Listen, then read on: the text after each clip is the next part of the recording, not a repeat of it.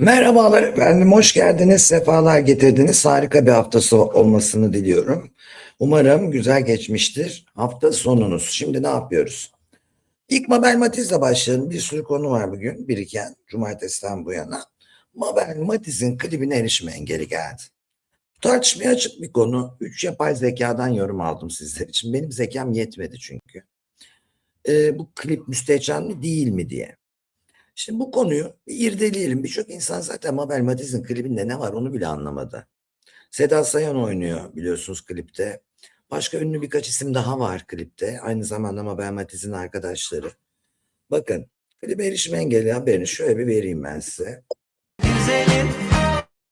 Ve Mabel Matiz'den çarpıcı bir açıklama geldi. Böyle emniyette dalga geçercesine.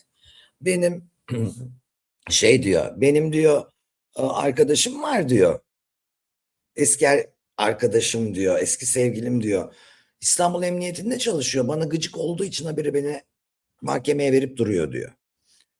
Böyle bir espri yapıyor. Ama o da vazgeçmiyor dürtmekten. Hani o gel oğlan işte o pedofili çağrıştıran sözler bana da çok ters gelmişti. Buraya bakıyorum böyle mal gibi oynayan insanlar görüyorum. Bir şey çağrışmadı bende. Ben öyle boş boş bakıyordum. Ta ki biri şu videoyu kafama vurana kadar bak dedi burada böyle bir şey var.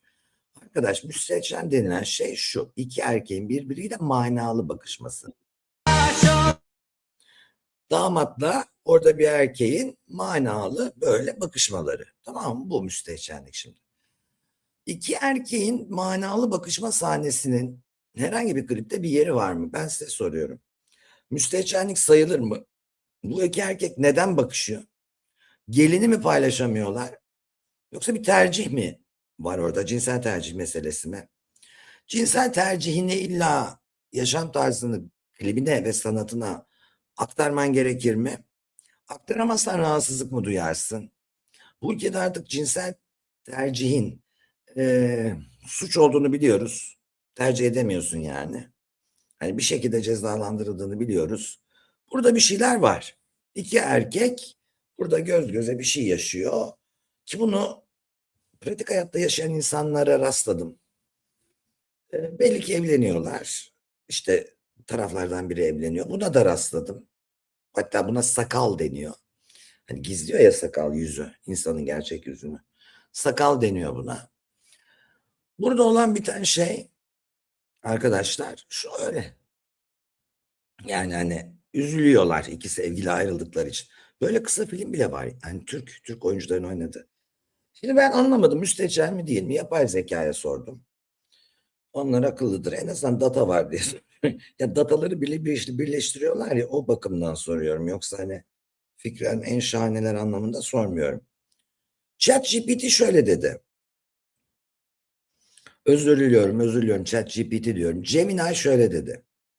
Bunu müstehcen olarak adlandırıp adlandırmamak kişisel değer yargılarına ve yasal tanımlamalara bağlı.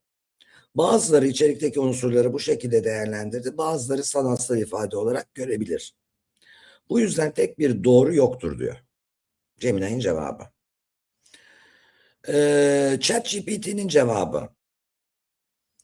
Ben o sahneyi tek başına müstehcen olarak görmem. İki kişinin birbirine bakması ya da romantik bir gerginlik yaşaması müstehcenlik değildir. Bu daha çok açık cinsellik içeren sahnelerle ilgilidir. O klibin tartışılması daha çok eşcinsel bir ilişkinin görünür olmasıdır.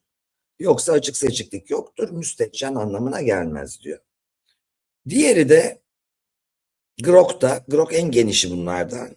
Bence müstehcen değil, iki erkeğin anlamlı bakışı, duygusal bir hikaye anlatıyor. Müstehcenlik, çıplaklık, cinsel eylem veya aşırı teşhir demektir. Bu sadece bir bakış diyor ve geçiyor. Şimdi burada şunu soruyorum. Sanat herkes için yapılıyorsa sen yaşam biçimini sanatına yansıtmak zorunda mısın? Eğer yaşam biçimin onaylanmıyorsa. Ceza alacağını bile bile yaptığı bir iş bu belli ki. Ama o da bunun misyon edinmiş belli ki. Ne diyeceksiniz? Yani özgür bir ülkeyiz. Bülent Ersoy'un pembe nüfus kağıdı var. Ve Bülent Ersoy sarayda iftar yemeklerine katılıyor mu diyeceksiniz. Yani bir transseksüel bu ülkede saraya kadar giriyor, Cumhurbaşkanı yanında oturuyor mu diyeceksiniz. O zaman ne karışıyorsun bunların bakışmasına diyebilirsiniz. Ya da bu ne periz, bu ne lahana turşusu. Bu deve, bu kuş. Biri sahnede rakıları deviriyor. Bunlar elimi çırpamayacak mı diyeceksiniz. Şimdi ne oluyor bu? Bu burada erişim engeli alıyor. Bülent Ersoy'a erişim var ama bir de pembe nüfus kağıdı var. Kadın oldu, bildiğin erkekti. Ya biz nelere maruz kaldık bak. Bizim beynimiz yandı. Biz çocukken Bülent Ersoy'un Gülşen Bubikoğlu gibi Türkiye'nin en güzel kadınlarından birinin sevgilisi rolünde oynadığı erkek rolüne maruz kaldık. Bayağı erkek yani. Gömlek giyiyor, İspanyol paça pantolonuyla kumsalda koşuyor. Klasik Türk filmi sahnesi. İşte Gülşen'i kıskanıyor falan. Güzellik yarıştırıyorlar yan yana ama erkek. Erkek rolünde. Şimdi ondan sonra kadın rolünde ve güzelliğine laf söyletmiyor. Bir de üstüne üstlük 3-5 kere genç adamlarla evlendi. Şimdi bu çok anormal değil mi? Yani bunun kabul gördüğü bir ülkede ve halen saraya davet edildiği bir ülkede ve halen iş yaptığı bir ülkede, halen her şeyinin haber olduğu bir ülkede, çıkıp canlı yayın sunduğu bir ülkede, iki herif bakışı vermiş bir klipte yani ne olmuş? Şunu mu demeye çalışıyorsunuz? Eşcinsellik yasak. Git travesti ol. Travesti de değil. Transseksüel ol demeye mi çalışıyorsunuz? Transseksüelleri seviyoruz. Bak Bülent Ersoy gibi meşhur ediyoruz. Harika oluyorlar onlar. Saraya da davet ediyoruz. Ama ima ederseniz hapse sokuyoruz mu? Herkes öyle mi olsun? Dönsün mü? Yani ne yapsın? Burayı hiç anlamadım. Bana anlatın. Size bırakıyorum. Ben anlamıyorum arkadaş. Siz anlatın. Bence Bülent Ersoy'un her türlü kabul görüp mabelmatizm görmesi de şey anlamına geliyor. Ne? İma yasak, trans bireyliğe onay anlamına geliyor o zaman. Ben kimsenin dinine, politikasına, ırkına, cinsel tercihine karışmam kardeş. Sadece beynim bulanıyor. Onun için soruyorum. Yani ölüme amin demişiz, sıtmaya hayır diyoruz gibi bir şey var. Sıtma da değil. Ölüme okey demişiz, nezleyi reddediyoruz burada. Yani garip. Çok garip. Masum Kırmızıgül'e sormuşlar. Verelim bakalım. Ay dur. Yasaklandı. Ben daha önce de söylemiştim bununla ilgili. Biz ahlaksızlığı filmlerde ve şarkılarda var gerçekten. Bence yolsuzluk yapanlar bu ülkede bunlardan daha tehlikeli. Bunlar ne ki? Hiçbir şey yok bence. Konuşulmuyor bile değil yani. Evet. Diyor, bundan ne gidiyor? Arsızlığa, yolsuzluğa bakın diyor. İki erkek birbirine bakmış. Kimsenin cinsel hayatına bakmayın diyor. Yani. Doğru diyor. Aslında bize ne? Yani. Alkışlamayın da bakmayın da. Ha, buralara kadar kliplere taşınmasını istiyorsanız sadece eşcinsellerin değil, her cinsin müptezeli var. Kadının da müptezeli var. Gözümle gördüm. Erkeğin de müptezeli var. Her gün görüyoruz. Yani böyle bir şey var bu hayatta. Şimdi Sibel Can'ın bir görüntüsü vardı efendim. Çok eleştirildi. Çok. Kilolu gözüküyordu sahnede. Ama dar giyinmişti. Yandan çekmişler kadını özellikle. Kimileri kilosunu, kimileri kıyafetini eleştiriyor. Bir verelim ama şu konuşmayla da birleştirince komik ve manidar olmuş. Bir kahvemin yanına da mutlaka bir çikolata isterim. Ha işte tam onu diyecektim yani. Şu anda imkan veriyorum. Her şey Bir çikolata her şey isterim. serbest. Bir çikolata isterim kahvenin Nasıl yanına. peki bitter mi? Bitter. Tabii.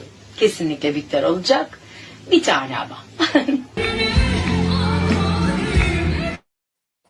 Kahvemin yanına kesinlikle bir çikolata isterim ama günde 72 kahve içiyorum. Bunu hiç hesaba katmadım. Benim gibi. Sadece kahvemin yanında tek bir çikolata yerim. Kaç kahve içiyorsun Seda? 72. Ya, çünkü hani bir bitter çikolatayla alınacak kilo değil bu tabii baktığınız zaman. Sibel Can da yıllardır kiloyla uğraşıyor ama balerinlik size bunu da size sorayım. Bence body shaming denilen şey yani şişmansın şarkıcı olamazsın gibi bir şey yok. Sibel Can zaten aşırı derecede güzel vücutlu bir kadındı ilk dansözlüğe başladığında. Yani gencecik kızken. Şimdi burada şöyle demek gerekiyor. Kıyafetimi yanlış seçti. Sahne sanatları görselliğe de hitap ediyor arkadaşlar. Görüntüsü daha mı özenli olmalıydı? Kilo vermesin ama daha mı bol giymeliydi? Sizi görseli rahatsız etti mi? Yani böyle bir şey düşünmeniz lazım. Hani anlatabiliyor muyum? Burada şarkıcılar zayıf mı olmalı? Bir ne bileyim Muazzez Abacı vardı, Müzeyyen Ersoy vardı. Ee, Şimdi baktığın zaman bu insanlara fizikleri bile ön planda değildi ki. Sadece saygılı bir biçimde saç baş yaptırır. İşte eli yüzü düzgün, makyaj yerinde çıkarlardı. Şimdi burada kadının kilosuna takılmak çok mu anlamlı? Kıyafet seçimine belki takılırsın. Niye o kadar dar giydin diye. Hani ama bütün medya dün bununla doluydu. Sibel Can'ın bazıları açık açık yazamamış, yanlış kıyafet seçimi yapmış. Bazıları çok şişman.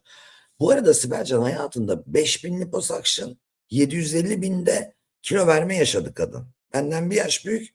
Hayatı böyle geçti yani. Anlayabiliyorum onun da hani glisemik şeker endeksini ve hipoglisemisi olduğunu. Zor bir durum bu. Bunu yaşamayan bilmez. Acıklı. Yani yapısı bu. Yapı diye de bir şey var hakikaten yani. Gen diye de bir şey var. Biz onu böyle sevelim ya. Ne olacak? 56 yaşında kadın zaten. Bir şey diyecek halimiz yok. Ebru Akel. O da öyle. Aynı yaşıt zannediyorum Sibel Can'la. Şimdi ya da aynı yaşlarda. 3 aşağı 5 yukarı. Bu Erhan Çelik'in vefat eden eşi Özlem Hanım'la ilgili doktor. e, Yıllardır onun programına katılıyormuş. Sabah kuşağındaki uzman doktor olarak. Onunla ilgili acıklı bir paylaşımda bulundu. Erhan Çelik, bu arada bir iddia var. Bunu da bir verelim. Programlarımıza konuk olan bir dostumuzun vefat haberini aldık. Gerçekten Allah rahmet eylesin bir kez daha. Nurlar içinde uyusun sevgili Özlem. Biz çok etkilendik ve Özlem'i tanıyan ortak arkadaşlarımla da çok sorguladık. Birçok şeyi çok sorguladık. O kadar üzücü ki. Dolayısıyla hayattaki ayağına takılan taşlar, gereksiz kıskançlıklar, içten içe beslenen zavallı duyguların sizi ele geçirmesine izin vermeyin. Evet, burada böyle bir şey konuşuluyor ama bir de şu var arkadaşlar. Ebru Akel'in anlattığı bir iddia var. İddia diyorum tırnak içinde. Aslında haber olarak gördüm ama iddia diye veriyorum. Çünkü başka biri çıkarttırıyor olabilir bunu. Henüz biliyorsunuz ölümüyle ilgili soruşturma devam ediyor ama klinikte aşırı derecede ve en tehlikeli cinsten antidepresanların bulunduğu, yani yeşil ve kırmızı reçete antidepresanların bulunduğu, hem evinde hem kliniğinde ve kendini anesteziye maruz bıraktığı bulguları bulunduğu söyleniyor. Bu bir iddia. İkinci iddiada normalde boşanmaları Erhan Çelik'le sonuçlanmadığı için doğal olarak halen kocası ve mal varlığı ki varlıklı bir kadın Erhan Çelik'e mi gidecek sorusu. Hayır efendim gitmezmiş normalde. İlk eşi yani daha önceki eşi, ikinci eşi Gülben Ergen'den de aynı suçla davası olduğu için burada da aynı suçtan eş olarak dava açıldığı için bu haklarından mahrum bırakılırmış normalde Erhan Çelik. Yani darp etme, evlilik içi şiddet falan gösterdiği için aile içi şiddet. Varlıklı olan Özlem Hanım'ın, Doktor Hanım'ın paralarını Erhan Bey konamayacak gibi gözüküyor. Zaten yani gururu olan erkek cenazesine gidemediği kadının parasına konmaz. Tabutunu taşımadığı karısının mirasını yemez. Ama gururlu erkeklerden bahsediyoruz yani. Kaç tane kaldı memlekette acaba? Şimdi ama eğer gerçekten bir doktor olarak yani doktor da demek ne demek abi? Anesteziye veya kırmızı veya yeşil reçeteli ilaçlara çok kolay ulaşım demek. Çok kolay erişim demek. Bu batağa, bu tuzağa mutsuzluğundan dolayı düştüyse ve kalp krizini bu tetiklediyse korkunç bir şey. Bir korkunç haber de arkadaşlar nereden geldi onu hemen söyleyeceğim size. 5-6 sene mi 10 sene olmuştur ya. Bir çocuk yıldız var. Heroes diye bir dizi vardı. Ortalığı kasırdı kavurdu. O zaman CNBC kanalı vardı. Bugün boğazım çok kötü klimayla yattığım için. Heroes dizisinde kızı görünce hatırlayacaksınız. 36 yaşında henüz bir başrol oyuncusu var, Hailey. Maalesef 36 yaşında öldüğü bilgisi ailesi tarafından doğrulandı. Birçok hani böyle ne denir o filmlere, soap opera tarzı denilen filmlerde rol almış bir kadın üstelik. Neden oldu diyeceksiniz. Neden öldü? Aile gizliyor. Aile cevap vermiyor bu konuyla ilgili. Heroes ve Nashville'in yıldızı. Hayden Panettiere kadının adı. 36 yaşında. Scream'de de oynamıştı. Ama en çok Heroes'da. Ama ondan önce de çocuk oyuncu. Şimdi görüntüsünü vereceğim.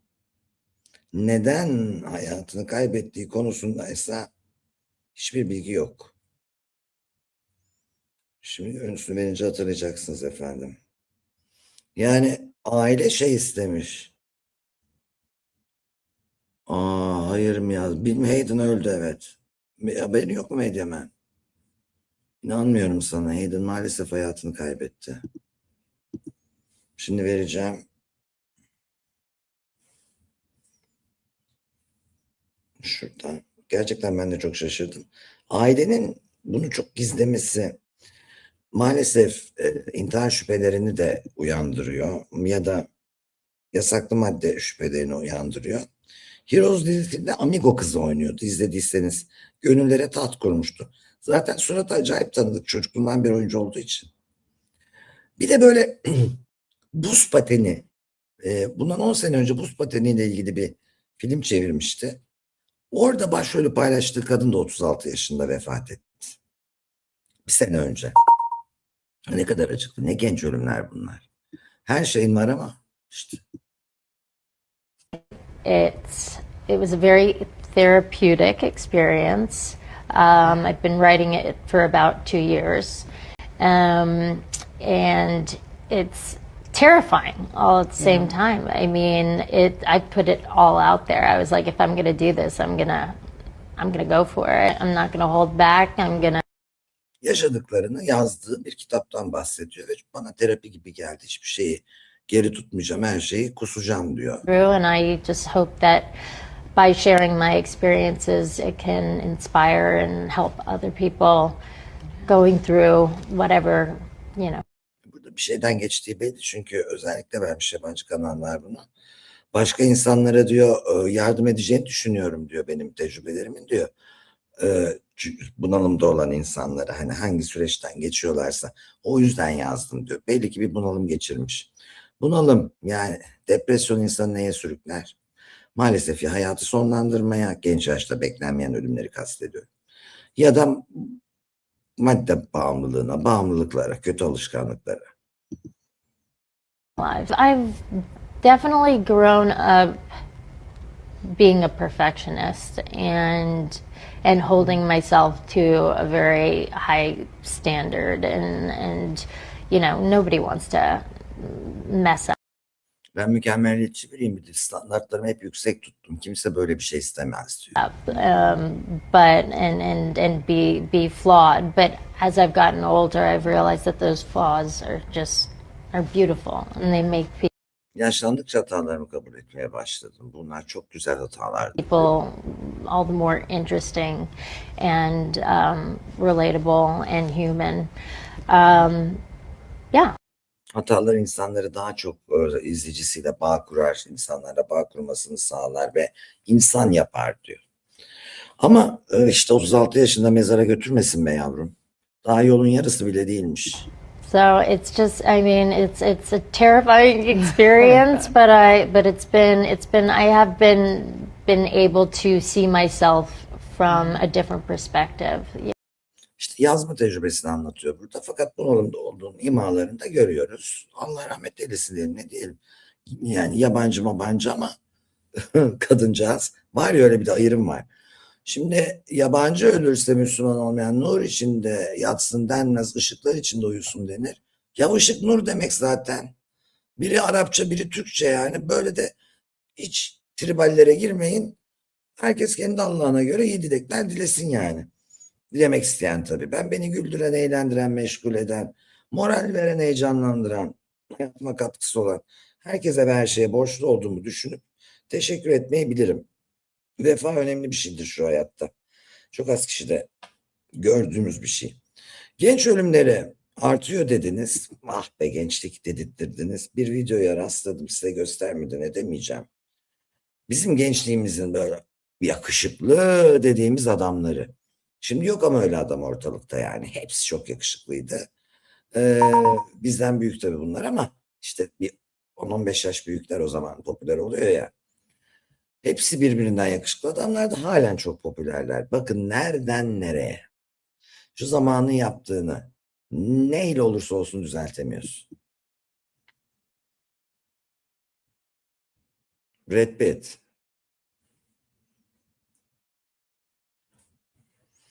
Tom Cruise. Bakar mısınız ya? Geldi sıra Keanu Reeves, acayip göçmüş yani. En yakışıklısı oymuş. Çok yakışıklı, onun bir şeyi var. Keanu Reeves. Johnny Depp. Bütün kızlar aşıktı benim dönemimde.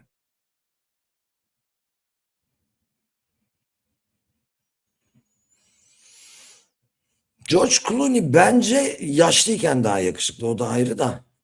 Baksana burada patates. O kaç tane öyle martı gibi. Harrison Ford efendim. Indiana Jones. Ben bu adamı hiç beğenmedim ama fena da değilmiş yani. Ah yaşlanmak, ah şarap diye bir şey. Yaşlanmak bir tek şarap için iyi. Mel Gibson. Baksana neydi o da? Maviş. Ya. John Travolta. Şu an 75 yaşında. Böyle bir şeydi Grease filminde. I got chills, they're multiplying. Kevin Costner. O da genç kızların sevgilisiydi. Tabii şu haliyle. Richard Gere. Bunu hatırlarsınız. Neydi o kadın? Pretty Woman. Antonio Banderas. Vay vay vay vay vay. Ben bu çok beğenirdim Antonio Banderas. Nefis şarkı söyler. Bunu niye koymuşlar? Kurt Russell hiç anlamadım. Zaten o bayağı da yaşlı. Hatuncum sana ne yavrum? Başka gündem benim gündemim bu var mı? Burada neyi anlatıyorum? İşte embesilleri anlatmamayı o yüzden istiyorum. Bir ölüm haberinin arkasından verdim. Bir Hollywood ölüm haberinin arkasından verdim bunu. Güzelliğin, rekabetin, paranın, yakışıklı kalmanın, fit kalmanın, zayıf kalmanın, disiplinize olmanın, iyi gözükmenin, dişlerinin porselen gibi olması, kaslarının demir gibi olması, bilmem nenin gerektiği bir yerde ne yaparsan yap arkadaş. Geldiğin nokta bu. Zamanın yaptığını hiçbir şey geri alamıyor. Maalesef. Zamanın yaptığını hiçbir şey geri alamıyor. Ama ben onların gençlik filmleri hallerini hatırlıyorum. Hatta bu aralar ben de bir retrodayım. Sürekli böyle 90'lara ait, yani benim kendi genç kızlığıma ait diziler falan izliyorum. İşte hoşuma da gidiyor, manalı geliyor, daha yavaş akıyor ama içerik güzel, kafam basıyor, güzel oluyor. Şimdi sizi Manisa'ya götüreyim. İçerik anlamayanlar da beni izlemesin arkadaşlar, ne olur. Ya yaş almak güzel bir şey. Longevity şimdi çok büyük moda biliyorsunuz. Güzel yaş alabilmek, yaş aldığında da en önemli şey fiziğin kadar en az aktivitelerini koruyabilmek. Yüzüyor musun eskiden? Yüzebilmek. İyi mi yürüyorsun? Halen yürüyebilmek. Hobilerini yapabilmek. Bisiklete mi biniyorsun? Devam ettirmek. Bunlar yani. Ay hobiler demişken tamam bunu da vereyim biraz eğlenin. Ben bunu çok severek koydum. 35'inden sonra çıldıran kadınlar vardır ya. Hani genelde öyle şey derler. Evlenemedi, udurdu bu. Evlenemedi, neler yapıyor filan. Bir tane bu Instagram komedyenlerini de çok seviyorum açıkçası. Onlardan bir tanesi oturmuş 35'imden sonra ben hobilere saldırırken diye bir video yapmış. Gerçekten eğlenceli. Onu bir size vereceğim. Başka neye sarabiliriz demiş ondan sonra. Önerisi olan versin. Siz nelere sardınız 35'i geçtiyseniz eğer? Emekliyseniz Zamanınızı neyle geçiriyorsunuz? Bütün millet biliyorsunuz özel bölgelerine tütsü falan yaptırıyor hobi diye, gidip arınacağız diye. O yüzden bilemiyorum yani. Şimdi bakın, eğlenceli gerçekten bu video. Seslendirmeni veriyorum. Uygulama kursuna yazıldım. Voleybol maçına gittim. Vakıfbank Eczacıbaşı. Koşu grubuna katıldım. Gözlük aldım. Sabah 5'te Bostancı'dan koşacağım Erenköy'e. Seramik. Seramik boyayacağım. Aldım bir dünya seramik. Ebok içinde. Dikiş makinesi aldım. Dikeceğim. İstediğiniz bir şey varsa bakın, atın bana, dikeyim. Astroloji dersi almaya başladım bir tane hocadan. Çünkü 12 ders verecek bana. Hiç doğum haritası hep okuyacağım. Çocuklar, bir şey söyleyebilir miyim? Bunların hepsini yaptım, utanarak söylüyorum. Hatta bir değil, 2 dikiş makinesi aldım. Çok becerikliymişim, aşırı marifetliymişim gibi overlock makinesi de aldım. Yani overlockçuluk bir meslekken, ben de hani amatör pembe bir makine varken tıkır tıkır dikiş dikmeye çalıştığım ve asla ayak değiştirip de bir halt beceremediğim makine varken, bunları çok becermişim gibi bir de overlock'a para verdim, profesyonelini aldım. Yani bu orta yaş bunalımı değil de, ay kullanabilsem şahane. Kullanabilsem şahane. Orada arada eli bok götürüyor diye veriyor ya. O da ben. Yani hobilerimi yapacağım ama hobilerim arasında ev temizlemek yok tabii. Yani şurada arkadaş, gördüğünüz her haltı yedim hemen hemen. Bir şu havada yoga yapmadım. Onları da gidecek yer bulamadığım için yapmadım. Ona ben bir yükseldiydim. Böyle yaylanayım, hoplayayım falan istiyordum yani. O olmadı, kısmet değilmiş, olur inşallah diye bekliyoruz. 35'inden sonraki hobiler, yaş almaktan bahsederken aklıma geliverdi, vereyim dedim. Benim öyle hoşlandığım videolar var, ara sıra verdiğim. Şimdi sizi arkadaşlar Manisa'ya götüreceğim. Olacak iş değil. Yani Manisa'da arabanın üzerinde twerk yapan bir kadın var. Yan arabalar ne yapıyor güzel kardeşim bu sıcakta? Bu kadını durdurup sadece alkol veya madde testini sürücüye değil, buna da yapın ya. What is this?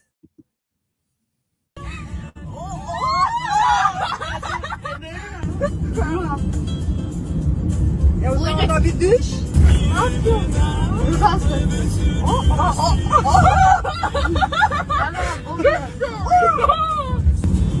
Baba.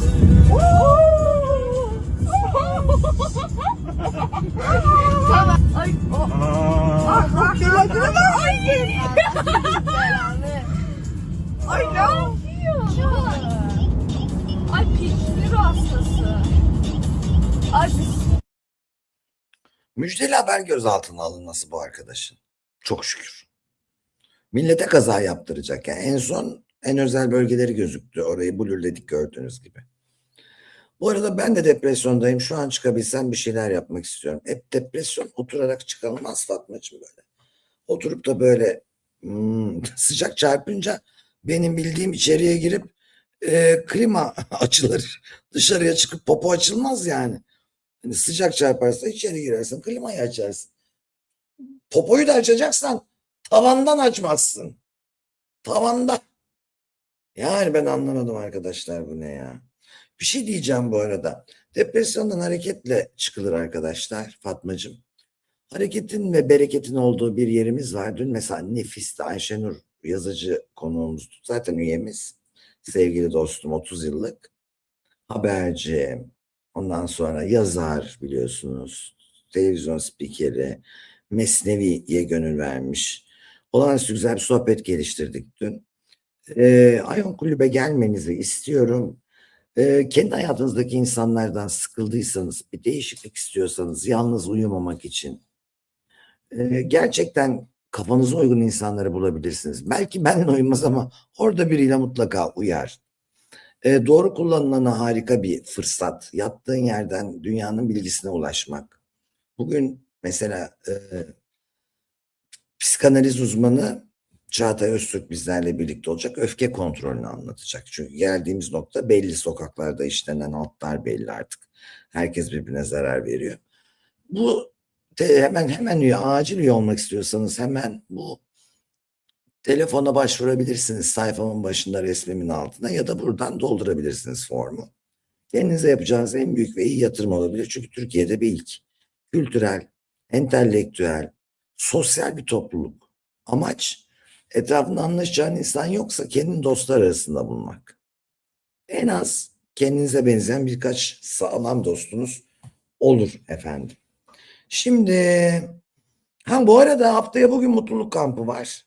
Son yaz bitiyor, şurada bir şey kalmadı. Eylül'de yaparım ama bu güzel bir kamp olacak. Astro Olcay Toflaz da gelecek. Aura renklerini okuyan bir arkadaşımız gelecek. Nefes egzersizleri var. Meditasyon var. Her sabah 11'deki derslerden bahsediyorum. Sonra deniz, güneş isteyene havuz başı sohbet. Ben 7/24 oradayım. Mutluluk ve yalnızlar kampı. Bu kampı niye seviyorum? Bu eylem nereden çıktı biliyor musunuz? Genelde evli olsan kocanın iznini beklersin. Bekar olsan arkadaşlarının nazını beklersin. Bir türlü tatile çıkamazsın. Bir de millet Alaçatı diye ötüyor ya. Alaçatı'da ne var arkadaş? Alaçatı'da ne var? İşte gelin bunu görün. Hem de kimseyi beklemeyin. Herkes tek geliyor. İsteyen 2 kişi aynı odada kalıyor kamp olduğu için. Son derece güzel havuzlu şık bir otelimiz var. Yani onu bekle. Bunun nazını çek. Kim izin almış? O gelmiş mi? Emmisi mi grip olmuş? Beklemeden gelebileceğiniz mutluluk kampımız 24 pazartesi giriş, 27 perşembe çıkış. Sizleri çok seviyorum. Siz de insanları sevin. En başta kendinizden başlayın insan sevmeye. Siz de bir insansınız ve bu vücut size emanet. Başkasına olduğunuz kadar en az. En sevdiğin insan kim hayatta? Ali mi? Ayşe mi? Ona olduğunun %70'i kadar kendine nazik ol, hayat kolaylaşacak. Kendinle konuşurken aynı kelimeleri seç, hayat kolaylaşacak. Sizleri seviyorum. Görüşmek dileğiyle bekliyorum başvurularınızı. Hoşça kalın.